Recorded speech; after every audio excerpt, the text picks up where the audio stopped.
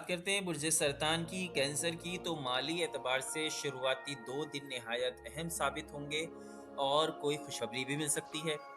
अगर किसी जॉब की कॉल का इंतज़ार कर रहे हैं, तो वो इस हफ्ते आपको मौसूल हो सकती है। सेहत के एतबार से मामलात सख्ती का शिकार रहेंगे। किसी भी किस्म की शराकती कारोबार नुकसान की बड़ी वजह बन सकता है। अपने दुश्मनों पर कड़ी निगाह रखें। सरकारी शोबे से मुंसलिक अफराद के लिए ये वक्त काफ़ी बेहतर है। आपकी इज़्ज़त में खातिर खा इजाफ़ा होगा और आपके सीनियर्स जो हैं, वो भी आपको सराहेंगे। घर की तरफ से घर का जो माहौल है वो थोड़ा सख्त हो सकता है आपके लिए। बात करते हैं बुर्ज सरतान की, कैंसर की, तो माली एतबार से शुरुआती 2 दिन निहायत अहम साबित होंगे और कोई खुशखबरी भी मिल सकती है।